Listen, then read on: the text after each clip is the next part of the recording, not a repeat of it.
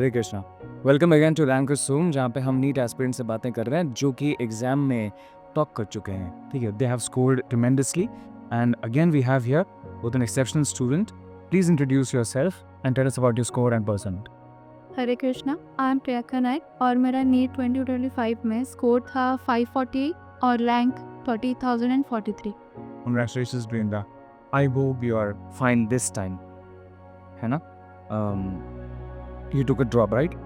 तुमने पहले भी एक बार नीट दिया हुआ था एंड पिछले साल NEET, of course no comments on it that one. Tell me Priyanka, पिछले टाइम के नीट के पेपर में और इस टाइम के नीट के पेपर में दुनिया भर के डिफरेंसेस थे, है ना? जो डिफ़िकल्टी लेवल था काफ़ी इंक्लाइन था, बट मैं ये जानना चाहता हूँ एंड हमारे व्यूअर्स जानना चाहेंगे कि तुम्हारे अटेम्प्ट में, तुम्हारे अप्रोच में क्या डिफरेंसेस थे? पिछले साल तो नीट में मतलब उस साल बोर्ड भी था, बोर्ड के उसके बाद नीट के लिए पढ़ना थोड़ा मुश्किल था। और पिछले साल मेरा मिस्टेक्स को रिव्यू करना, मिस्टेक्स को इतना पॉइंट करना, वो भी नहीं हो पाता था मुझसे।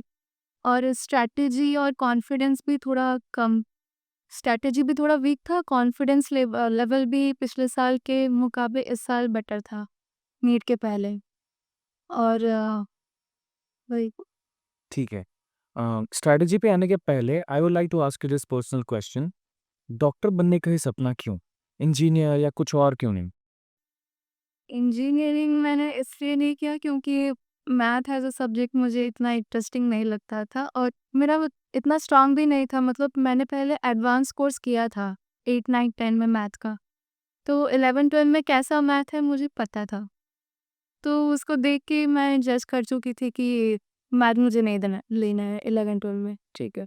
तो इंजीनियरिंग तो एडमिशन ले ही पड़ेगा।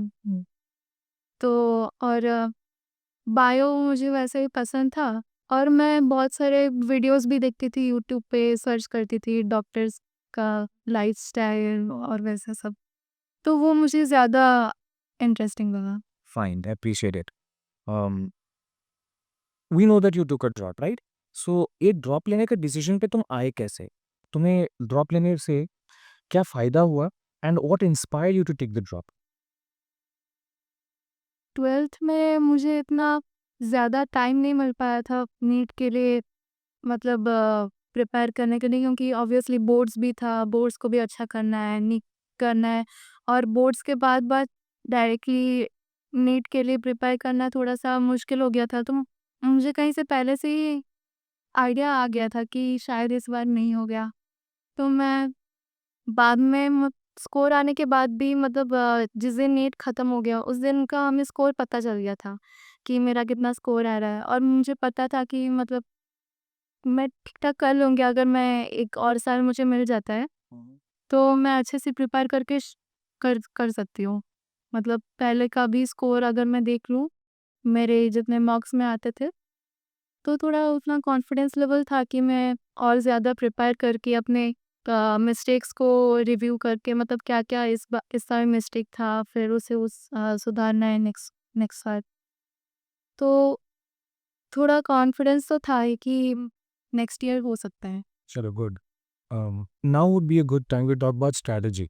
सो तुमने पहले ये बोला कि तुम मिस्टेक्स को ढंग से रिव्यू नहीं कर पाती थी एंड देन तुमने अपना स्ट्रैटेजी चेंज किया। तो तुम्हारा स्ट्रैटेजी पहले कैसे दिखता था एंड अभी जब तुम्हारा लीड अप क्लियर है, तो अभी कौन-सी ऐसी स्ट्रैटेजी में तुम्हारी एक चेंज थी जो तुम्हें हेल्प की? पहले मैं ज़्यादा क्वेश्चंस प्रैक्टिस नहीं करती थी, मतलब क्लास 12th में। और इस साल मुझे मेरे पास बहुत टाइम था क्वेश्चंस प्रैक्टिस करने के लिए। और जब भी हमारे टेस्ट्स वगैरह होते थे उसको उसमें क्या-क्या मिस्टेक्स हुआ उसको रिव्यू करने के लिए। और काफ़ी सारी नई-नई चीज़ें, मतलब वीडियोस देख के, मतलब क्वेश्चन सॉल्विंग पैटर्न अपना चेंज करना, बहुत सारे एक्सपेरिमेंट्स करना कि कैसे-कैसे क्वेश्चन सॉल्व करने से टाइम मैनेजमेंट हो पाता है। तो टाइम भी काफ़ी ज़्यादा था और बोर्ड्स का भी प्रेशर नहीं था। एक रिलैक्सेशन मिले। हाँ, तो हो गया। चलो अच्छी बात है। अब मैं एक ये चीज़ पूछना चाहूँगा, तुम ऑलरेडी परीक्षा की एग्ज़िस्टिंग स्टूडेंट थी, है ना? स्टैंडर्ड 12 तक। तो transitioning into the repeater batch, तुमने कौन से ऐसे चेंजेस नोटिस किए विद इन परिषद जो तुम्हें लगता है कि made all the difference? Changes तो वैसे ज़्यादा कुछ नहीं थे, मतलब मैंने यहाँ पे ड्रॉप लेने का डिसीजन इसलिए लिया बिकॉज ऑफ द टीचर्स। मैं उनके साथ बहुत ज़्यादा फ्रेंडली थी। काफ़ी ज़्यादा टाइम से मैं यहाँ पे परीक्षित में हूँ, तो मैं कंफर्ट जोन मेरा यहाँ के लोगों के साथ बहुत ज़्यादा है, टीचर्स के साथ भी और स्टाफ जितने भैया हुए सबके साथ। तो मेरा इसलिए यहाँ पे ली, और यहाँ पे टीचर्स बहुत हेल्प करते हैं आपको मोटिवेटेड रखने के लिए। अगर मार्क्स अगर कम आ गए किसी टेस्ट में, तो टीचर्स खुद ही हमें बार-बार क्लास में स्पिरिचुअलिटी के ऊपर हमें बहुत ज़्यादा बताते थे, और चैंटिंग करने से हमारा मतलब चैंटिंग करना हमें प बोलते थे कि करना चाहिए, उससे स्ट्रेस लेवल भी बहुत ज़्यादा कम होता है।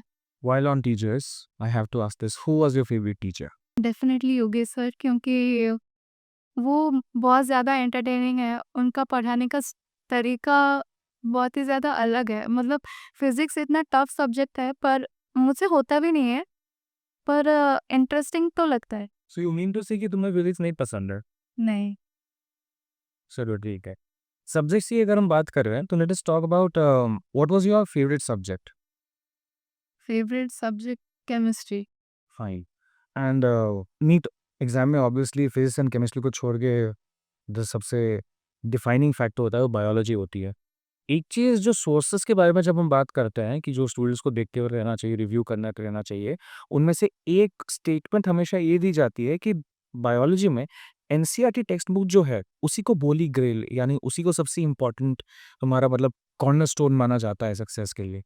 ये बात कितनी सच है? बायो में एनसीईआरटी तो लाइन बाय लाइन बार-बार पढ़ना ही होता है, क्योंकि एक बार पढ़ने से मतलब बहुत सारे पॉइंट्स वो छूट जाते हैं। हमें एक बार पढ़ने से पता भी नहीं चलता कि ये पॉइंट यहाँ पे लिखा भी हुआ था कि, और जैसे कि इस बार नीट 2025 में बायो के इंट्रोडक्शन से मतलब जो यूनिट होता है, उसके फर्स्ट पेज में जो लिखा होता है उस वहाँ से भी क्वेश्चन्स आए थे, और जो ऑथर्स के मतलब जो साइंटिस्ट के बारे में लिखा होता है वहाँ से भी क्वेश्चन्स आए थे। तो उसको थॉरोली रीडिंग करना बहुत ज़रूरी है, और उसके बाद में जो एक्सरसाइज में जो क्वेश्चन्स थे उसके मतलब कंटेंट के बीच-बीच में भी क्वेश्चन्स लिखे होते हैं, वहाँ से भी क्वेश्चन्स आए थे। हम इस साल कॉन्सेप्ट्स उससे आए थे जो कि डायरेक्ट एनसीईआरटी में भी नहीं लिखा है। पर उसको टीचर्स हमें उसका आंसर्स बता दिए थे, मतलब उसका जो क्वेश्चंस मेंशन्ड है, उसका आंसर्स हमें बताए थे, कॉन्सेप्ट्स भी क्लियर करवाए थे, और उसका डायग्राम्स सब कुछ देखना बहुत ज़रूरी है। इस साल नीट के बायो के क्वेश्चन से पता ही चल गया। इतना याद कैसे कर पाते हो?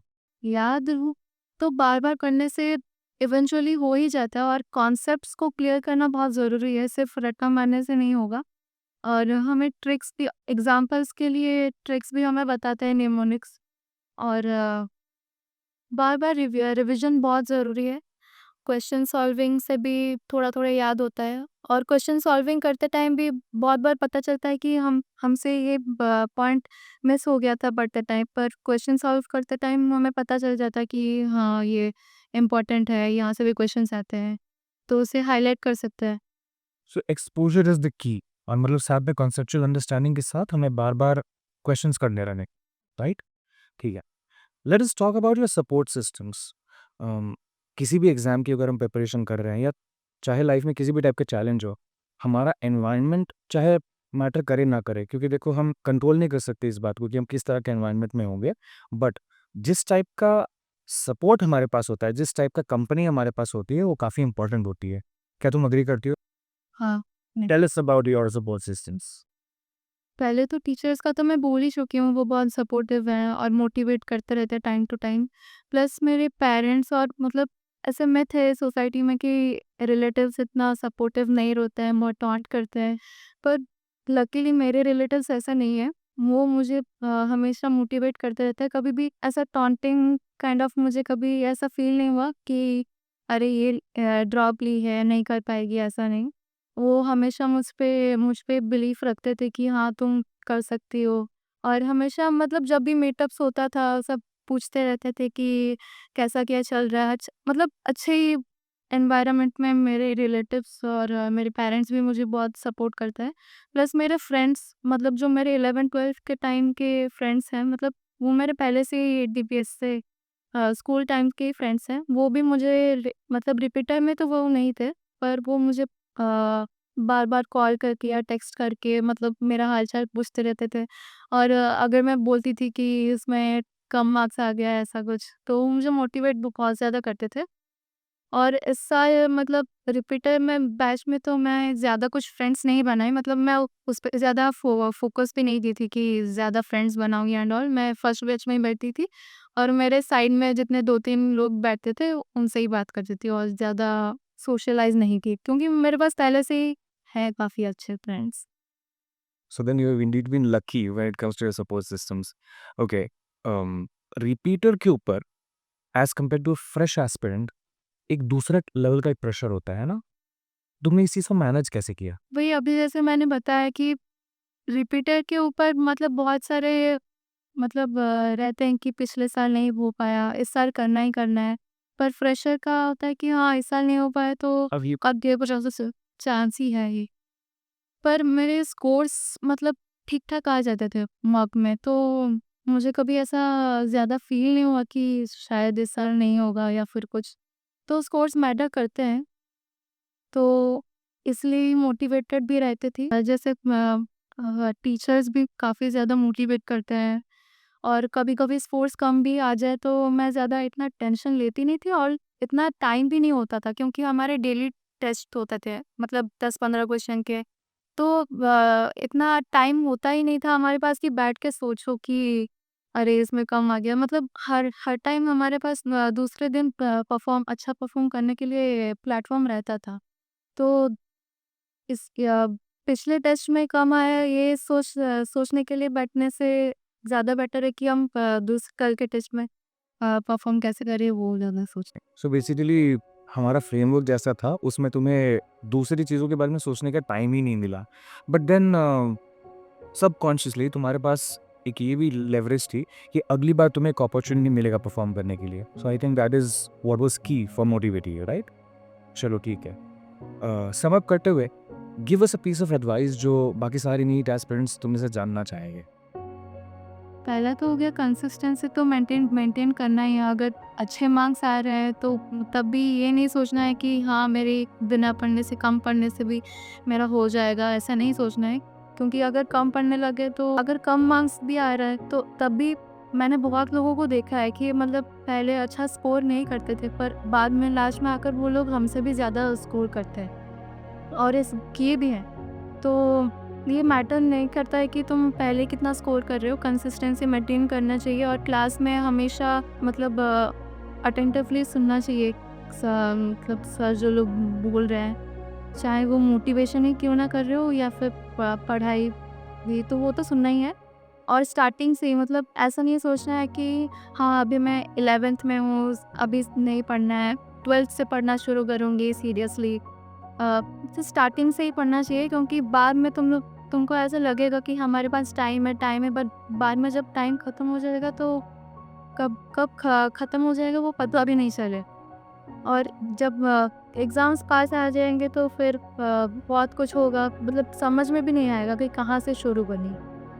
तो वही कंसिस्टेंसी मेंटेन करना है हमें और पहले से ही सीरियस रहना है। सीरियस इन द सेंस कि ऐसा नहीं है कि बहुत ज़्यादा अभी से ही पढ़ना शुरू तो यार ये 24 आवर्स। हाँ। दिमाग में तो रहना चाहिए कि मतलब मेरा गोल ये है, मेरे को यहाँ तक जाना है। हाँ, सिंपल है मतलब क्लास में सुन लो और घर पे आओ होमवर्क्स अच्छे से कंप्लीट करो और थोड़ा बहुत रिवाइज़ करते रहो, उतना ही करना है, उससे कोई कहता है सीरियसली पढ़ना।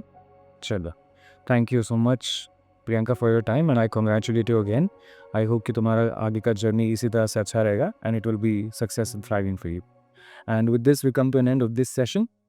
हरे कृष्णा।